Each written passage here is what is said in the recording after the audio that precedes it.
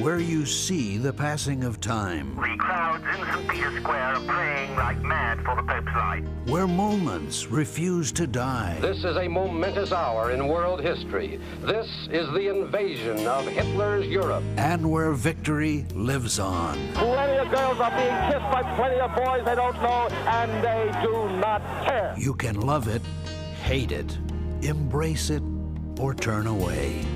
Lennon was shot to death late last night outside his apartment building. But it is a past we all share. Come on out here and give me a salute.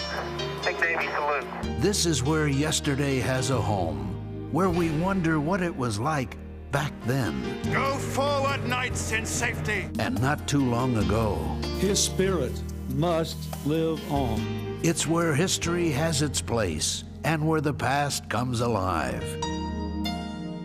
The History Channel.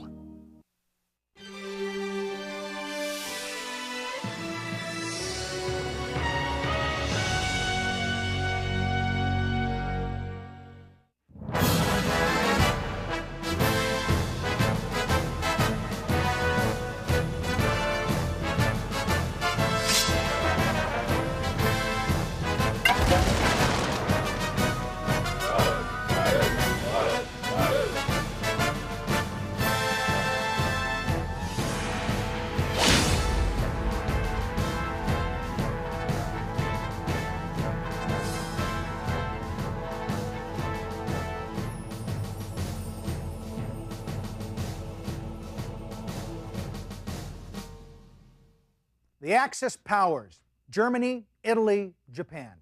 These are countries that banded together and fought for global domination during the Second World War. We know about their leaders, Hitler, Mussolini, the Emperor of Japan, Hirohito, men whose thirst for power led the world on a path to destruction. But what about the everyday guy, the common Axis foot soldier? Allied propaganda said he was an Aryan machine who thought himself part of the master race. Or he was a jungle madman, inscrutable and suicidal. Either way, he was perceived as a brainwashed foe, blindly following an evil leader toward our destruction.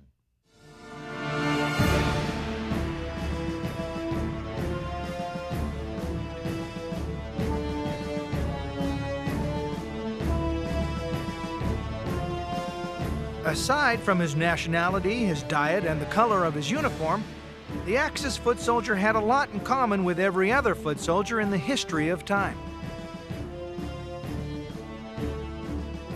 Depending on his country of origin, the Axis foot soldier was destined to fight on every corner of the globe, from the smallest islands in the South Pacific to the vast steppes of Russia.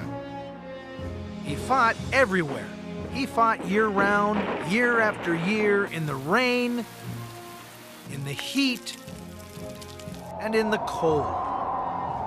He fought in mud, in sand, in snow, and in swamps.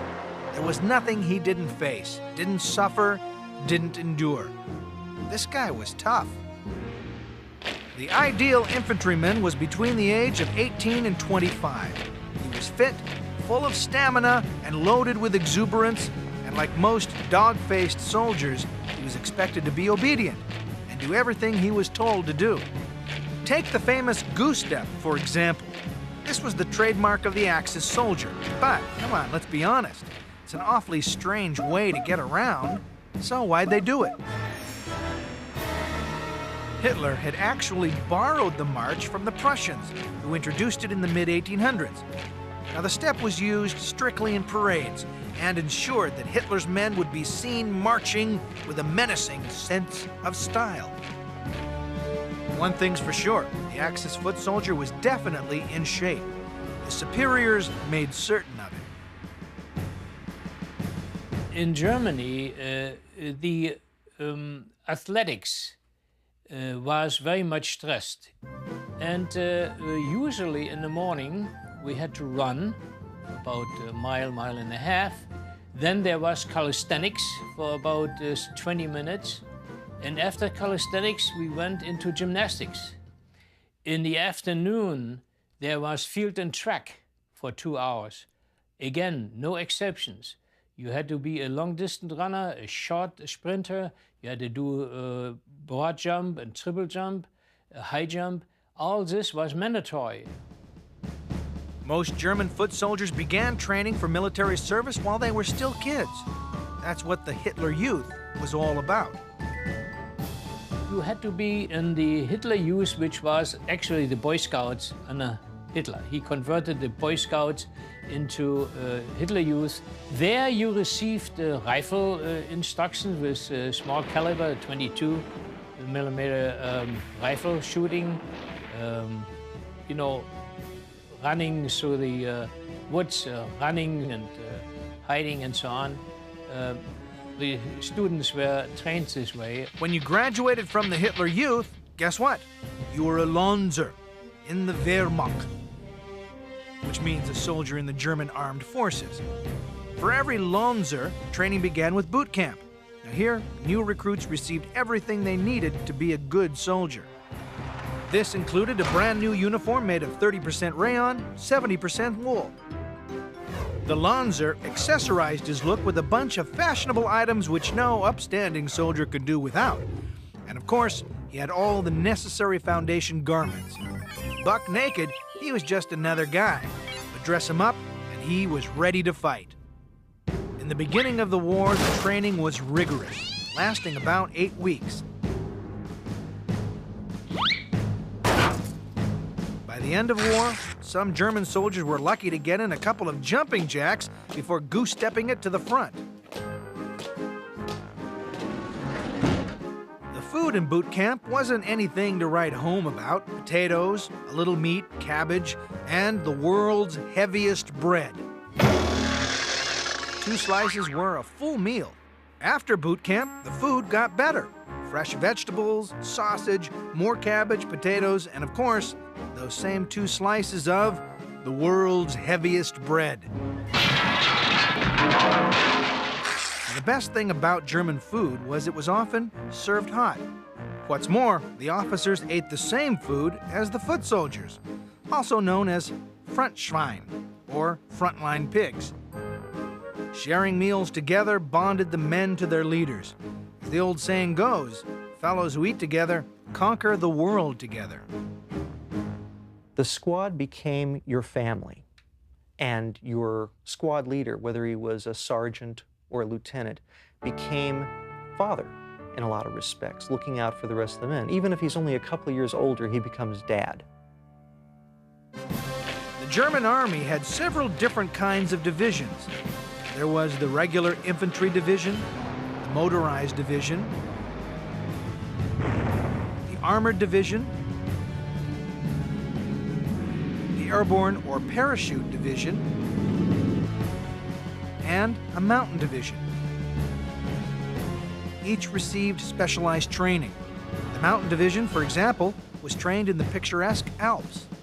But this was no mountain holiday.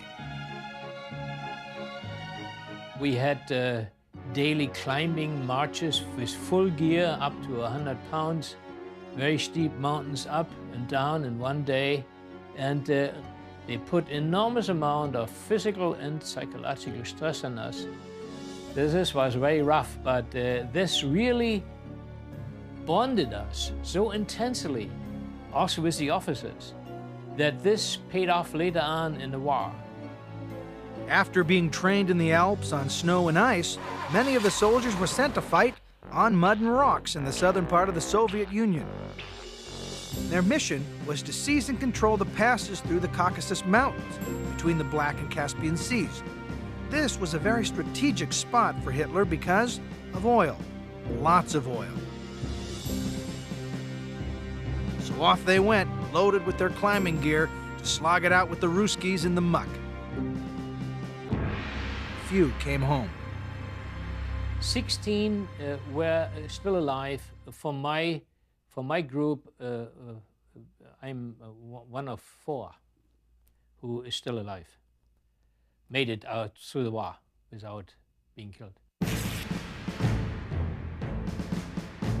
The average German foot soldier was issued a lot of basic equipment.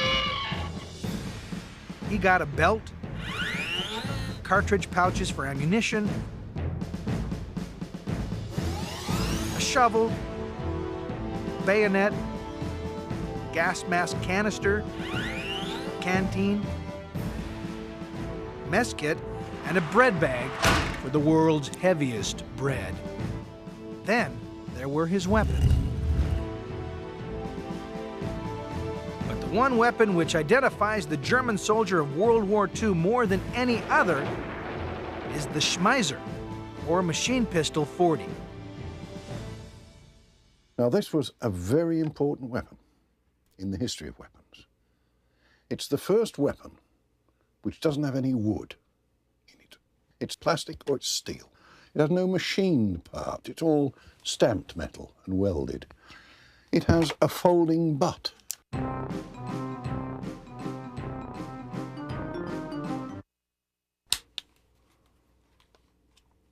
Which gives you a very compact weapon when you're climbing into a vehicle, as many of the German soldiers were. So,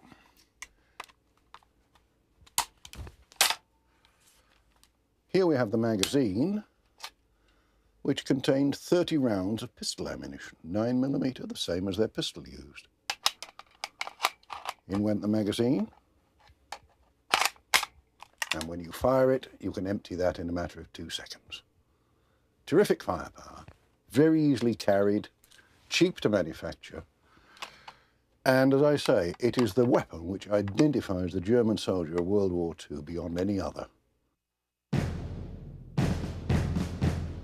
To go along with his machine pistol, some German foot soldiers also carried a highly efficient machine gun, probably the best machine gun developed in the war, the German MG-42.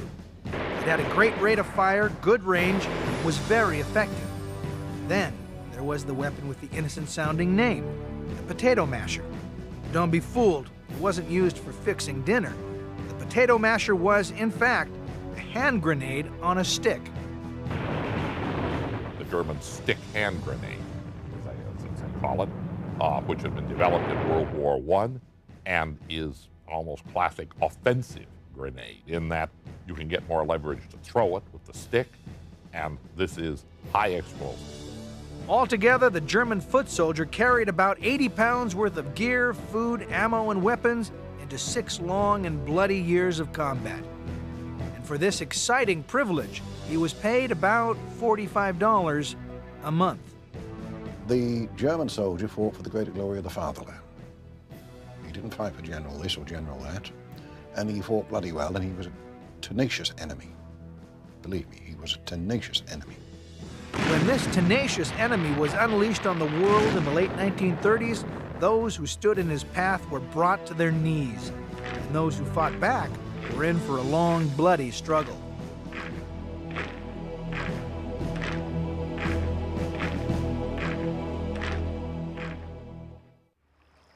The average German foot soldier never knew where he was going, he just went where he was told.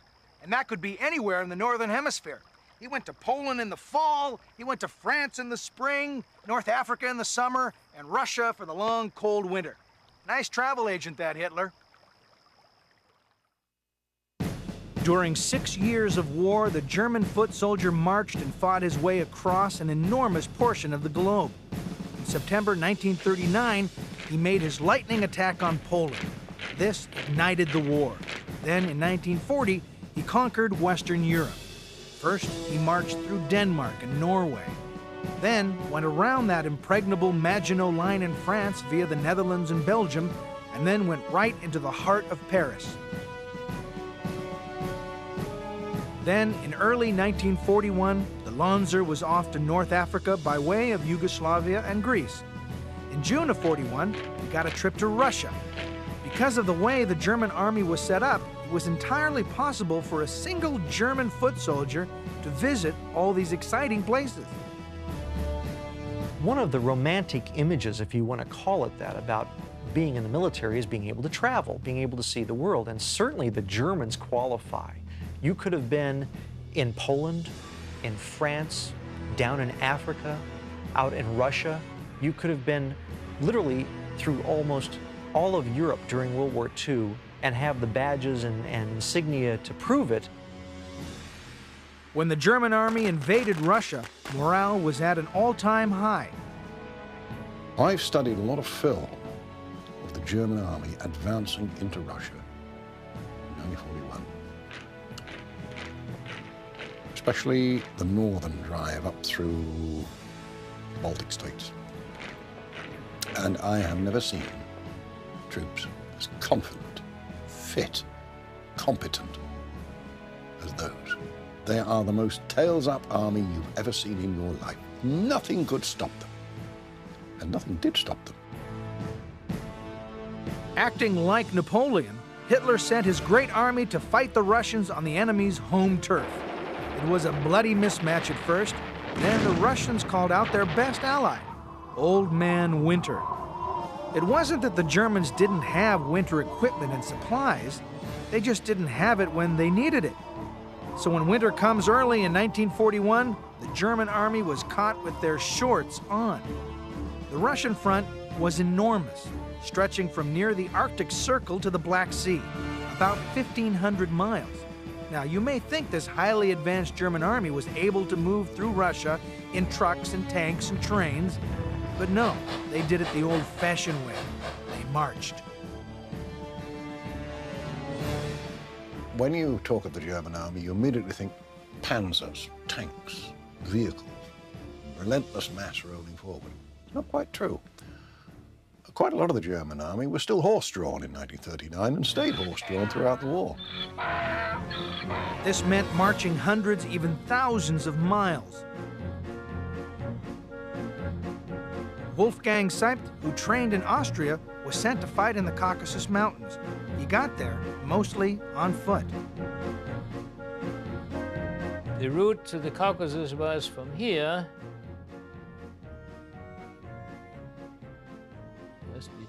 Minsk, down here, all the way to Rostov, and from there with buses, and then walking all the way into the Caucasus Mountains here.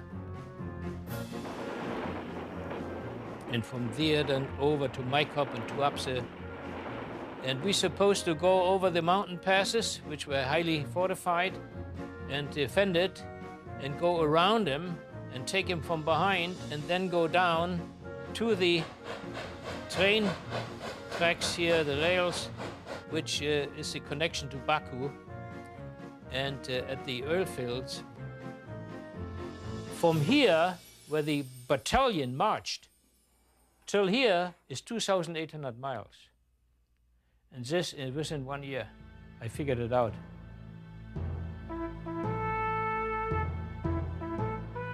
One year of marching, one pair of boots. Along the way, the soldiers, like every other army in the history of the world, supplemented their rations by foraging for food. If you were marching along and you were feeling hungry and a chicken walked across your path, well, it was tough on the chicken. But you would not deliberately shoot the farmer in order to take his chickens.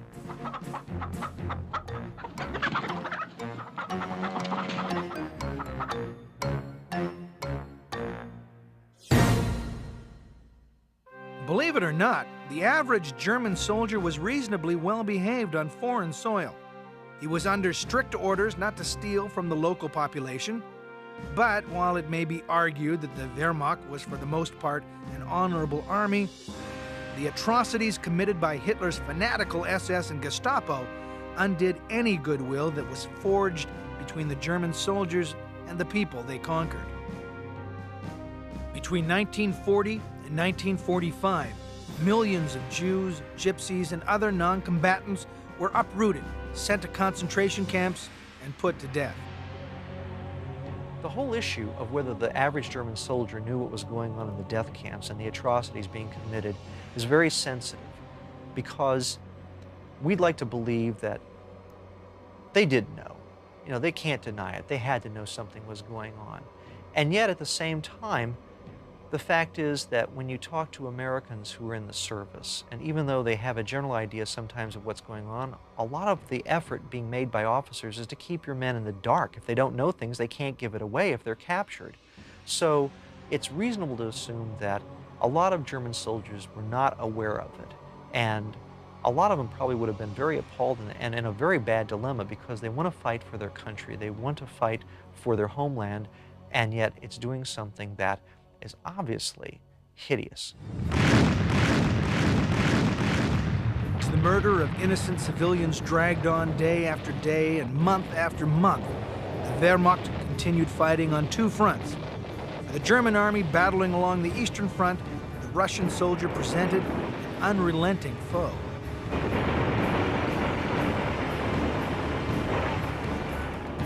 I don't think the German soldier was particularly chauvinistic about anybody, except perhaps the Russian. And that wasn't chauvinism, that was self-preservation. He knew if he didn't kill the Russian was going to kill him. From 1941 to 1944, a large portion of the German army was sent to the Russian front. For those who fought there, the reality of war was terrifying.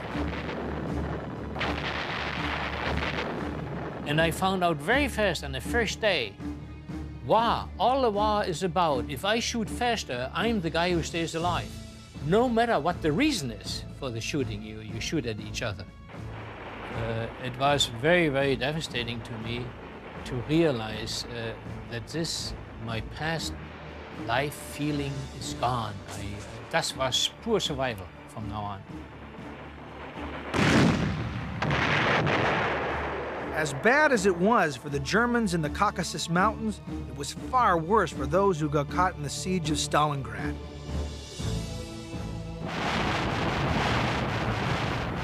In September 1942, Hitler sent 500,000 of his soldiers to take the city. By February of 1943, the Germans had suffered 300,000 casualties.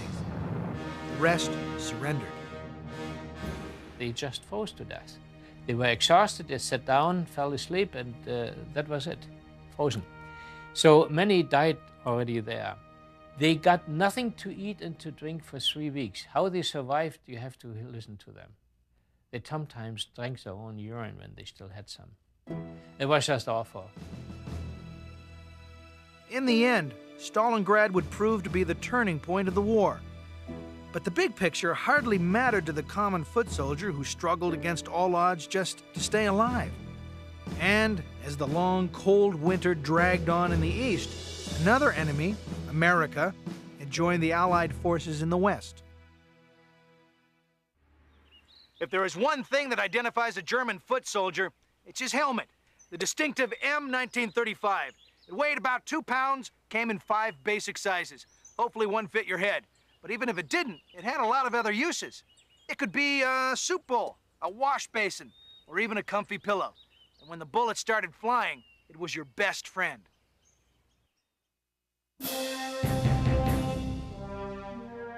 Throughout history, soldiers of all stripes and nationalities have found ways to alleviate their worst enemy, boredom.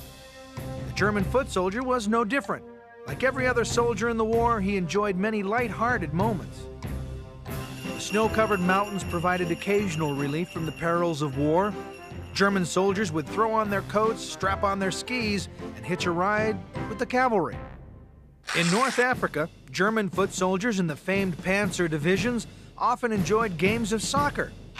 They liked it so much that some say they even challenged the British to a soccer game one Sunday during a ceasefire.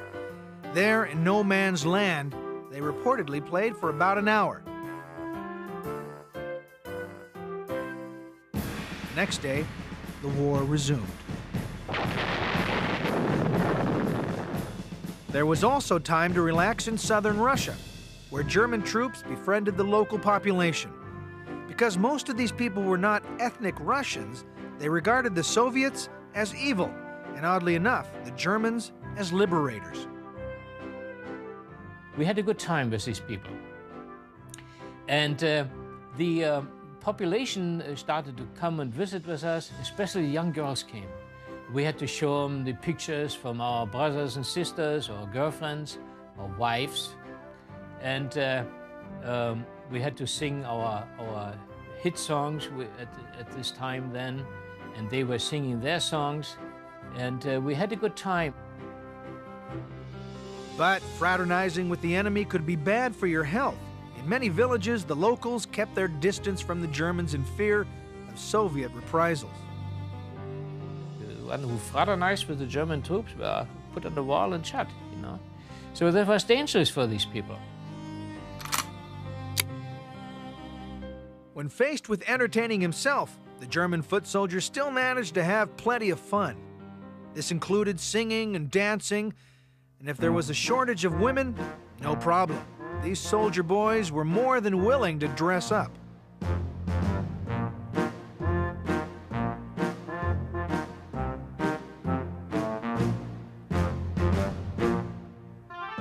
The German soldiers also made themselves right at home while living among their enemies. They helped with the harvests, slaughtered an occasional calf, and even sampled some of the local products. We bought from the people their liquor. The local liquor was always better than the bottled one because much stronger. It was dangerous stuff. You could fill your lighter fluid and use it to light your cigarette with. No matter what precautions were taken, soldiers learned to expect the unexpected.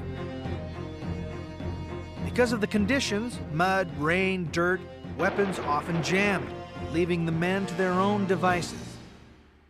Suddenly in front of me stands a man, big, with a red bandana over the steel helmet and pointing a machine pistol, but over my head. And I pull my trigger from my machine. He was about 6 feet away from me. It was a steep incline. I pull the trigger and the machine gun jams. That was the most frightening point in the whole war, because I was now at his mercy.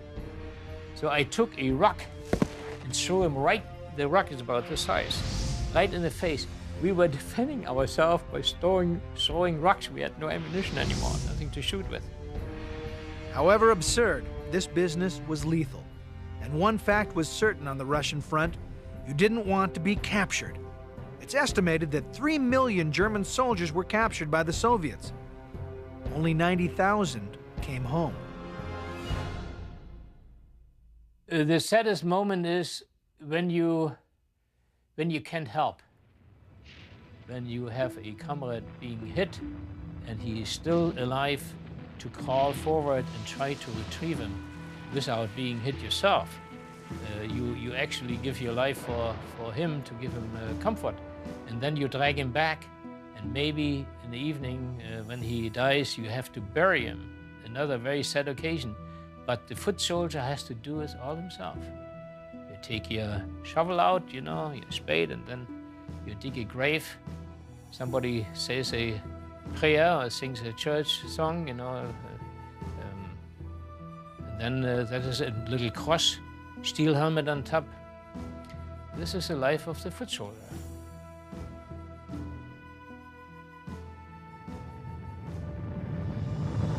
After June of 1944, with the Allied invasion of Europe, the Nazi Third Reich was breathing its last gasp. The average German foot soldier was no longer young, strong, and healthy.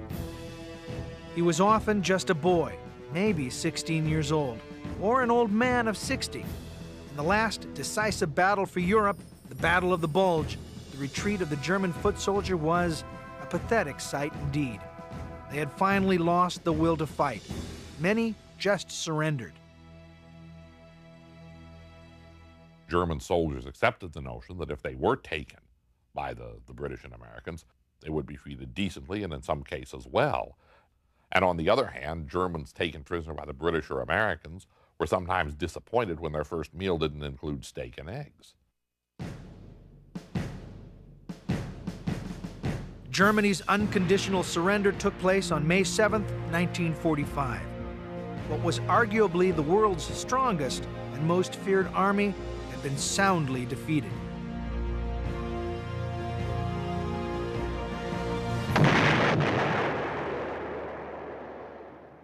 The enduring legacy of a German infantryman is probably something along the lines of a professional, probably the best soldier in World War II, who was used in a very bad cause. It's too bad that men that fought so well and were so well trained had to lose. But at the same time, thank God they did. Germany's partners in the Axis alliance, Italy and Japan, fielded two polar opposite infantries, while the Japanese foot soldier fought to the death in the jungles of the Far East. The Italian foot soldier was a reluctant warrior at best in the sands of North Africa. Fighting alongside the German Wehrmacht in World War II was the ambivalent Italian foot soldier. Was he brave? Look at his heritage. The Roman Empire ruled. Did he admire his leader? Absolutely not. He thought Mussolini was a buffoon. The war is war, and when sent to the front, he obeyed orders when he felt like it. The biggest problem with the Italians was that they didn't want to fight. They had no interest whatsoever in the war. The average foot soldier was a peasant. He was illiterate. His officers disregarded him, treated him poorly, and he just did not want to be in this war. The main thing that you hear about over and over again when the Allies talk about the Axis soldier is that they respected the Germans and they respected the Japanese, but there was no respect for the average Italian soldier.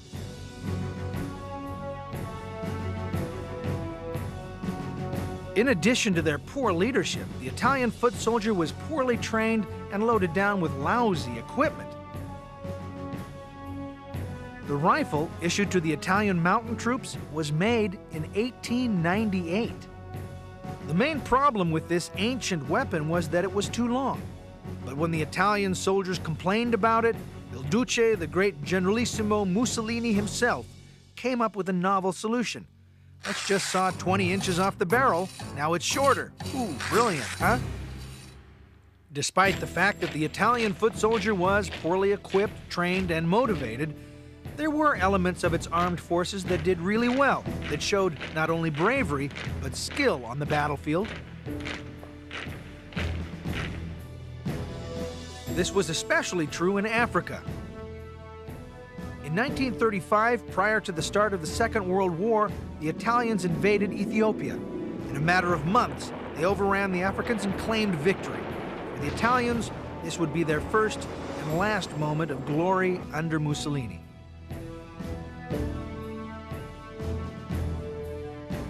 After that, it was all downhill. In November of 1936, Italy joined with Germany and Japan to form the Axis powers.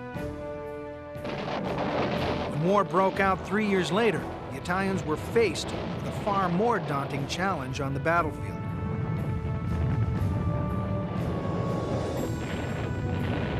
When the British Army took on Il Duce's forces in North Africa, the Italians fell like a house of cards. Their only salvation was the arrival of German reinforcements under the direction of the famed Desert Fox, Erwin Rommel. As a rule, Axis foot soldiers did not worship their generals. Rommel was the exception. Under his command, German and Italian troops excelled in North Africa. Rommel's army included an elite light infantry division. To call them snake eaters is fairly accurate. They dined on anything that moved. In their company, no creature was safe.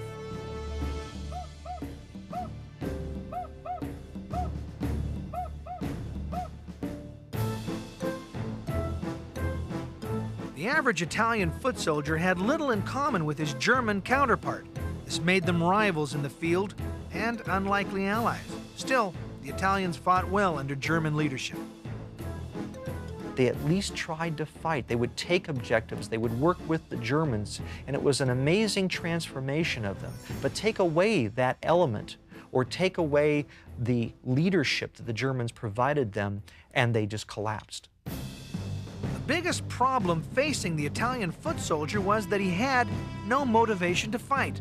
Mussolini was transparent, a total glory hog, and the average Italian soldier saw no glory in senseless bloodshed. He hated Mussolini because Il Duce was a prima donna, and he hated his officers because they were prima donnas. so why put himself in the line of fire?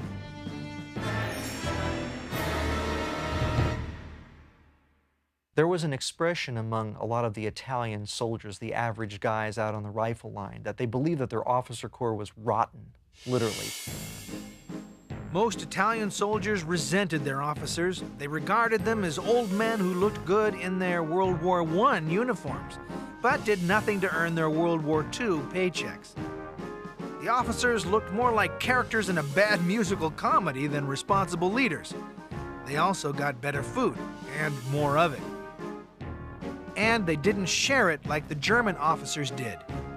As a consequence, the legacy of the Italian foot soldier is that of the guy who was looking for his best chance to get out. That meant surrender. In Africa, he surrendered to the British or the Americans. In Sicily, when the Americans landed and the British landed, the same thing again. The most surprising thing about the Italian foot soldier is that he willingly gave up on his home soil, Sicily and Italy. And he didn't just surrender, he often aided the Allies. Most Italian soldiers were overjoyed to be out of the war, so once they surrendered, they were more than willing to help the Americans. There's the old joke about, the Italian soldiers would find Italian Americans that they were cousins with or knew somebody back home and would try to get sent to America. In truth, the Italians were much happier in the company of Americans. In 1943, when Allied forces invaded Italy, most of the Italian army surrendered and spent the remainder of the war in prison camps. But Europe wasn't the only place where Axis soldiers were taking on the Allies. In dense jungles throughout the Pacific, another nation was at war, fighting to the death in some of the most savage battles the world has ever known.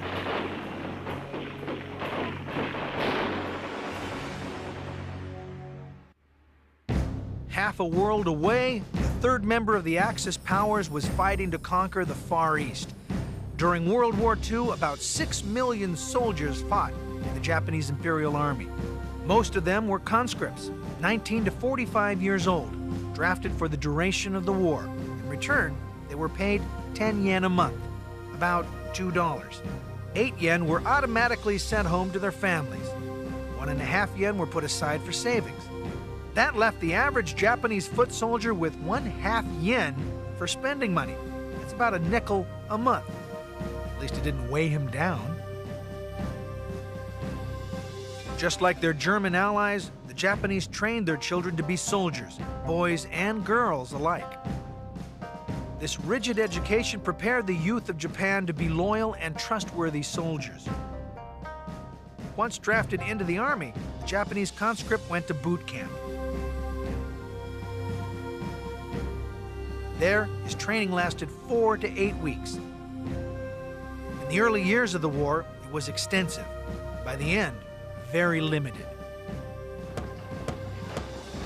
Basic training conditioned him to fight, taught him how to use his weapons, and most important, told him why he was fighting and why he should win. Central to this was the ancient warrior tradition of the samurai. He was expected to show valor in battle, never despise an inferior enemy, nor fear a superior one. He was commanded to obey all orders, because ultimately they came from the emperor. He was told to be faithful and righteous, and above all else, to be loyal. Duty, he was told, was weightier than a mountain, and death lighter than a feather. The Japanese foot soldier was destined to fight in one of two main theaters of the war, in Manchuria, now a part of present-day China, or in the South Pacific. If he had his choice, he preferred China, where his chances of survival were much greater. Few returned from the South Pacific. In combat, the Japanese soldier was daring in attack and stubborn in defense, willing to fight to the death. To the Japanese, the greatest disgrace was to be taken prisoner. Being killed, nothing. To the greater glory. Wonderful. You've done it for the emperor, great. But you're taken prisoner. Your family would disown you. Your ancestors would rotate in their graves. More specifically, If a Japanese soldier died in battle, his family would receive a lifetime pension from the government. But if he was captured, nothing. The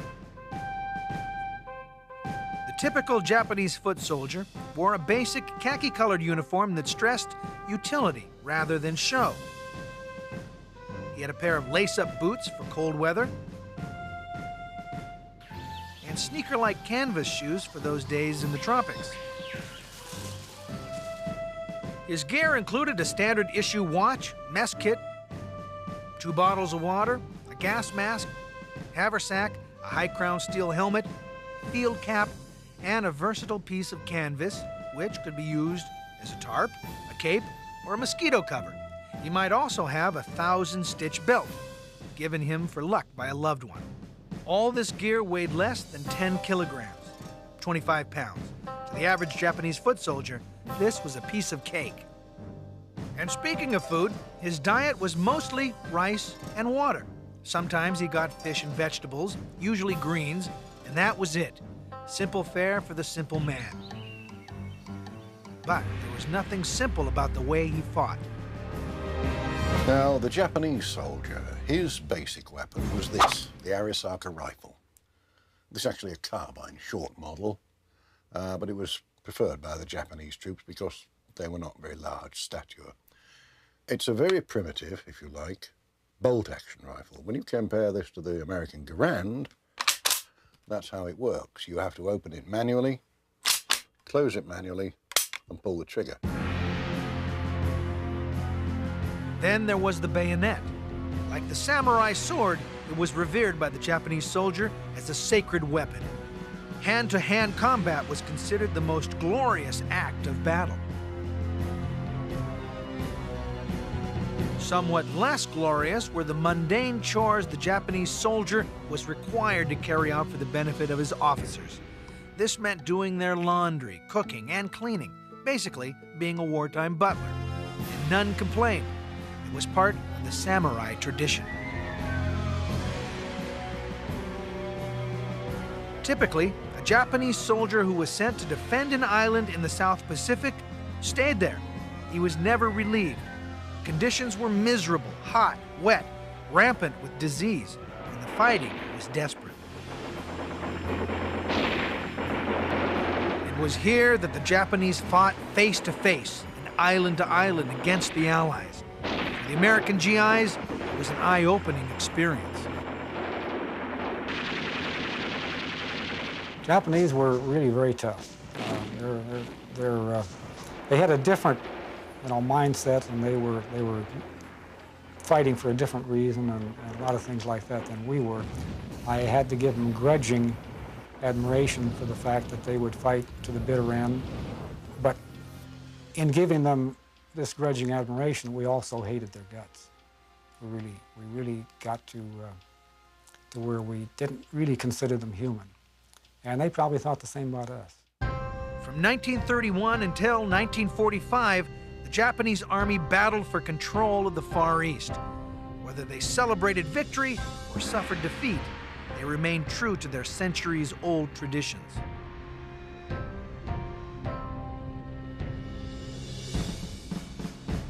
Japan had just over 6 million soldiers. 1,795,000 were killed. 93,000 were taken prisoner.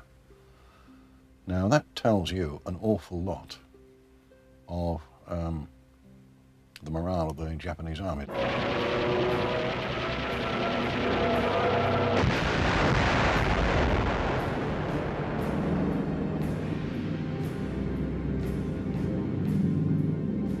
Really, it was a war of no quarter in the Pacific because they wouldn't give up, we couldn't give up, and so it just was continually battling until the last Japanese gave up or somehow we overcame them.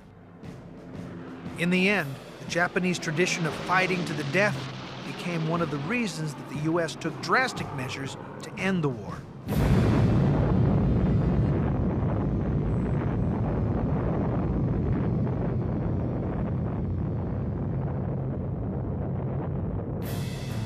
When the Japanese finally surrendered in August of 1945, Many of their foot soldiers refused to believe it. Their rigid indoctrination simply did not allow them to accept defeat. Well, first we thought it was a lie. But then we started realizing, yes.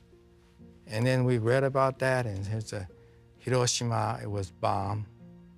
And it says, nothing could live in there for 75 years. I said, what? We could understand, you know, just reading that. And I said, God. And I said, well, we better see if we could get back to Japan, you know.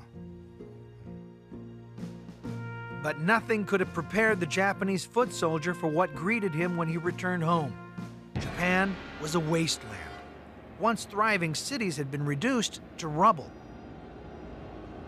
Me and my friend got on the train, and we went through Hiroshima. And we looked at Hiroshima and said, oh, now I know why Japan lost the war, when you saw that Hiroshima all bombed.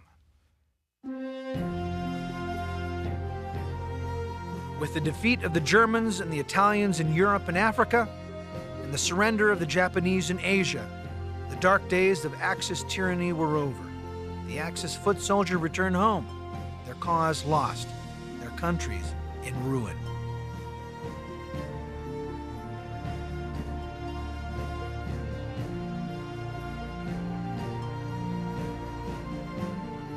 Although they fought for world domination, they shared a common bond with the men who had battled on the sides of the Allies.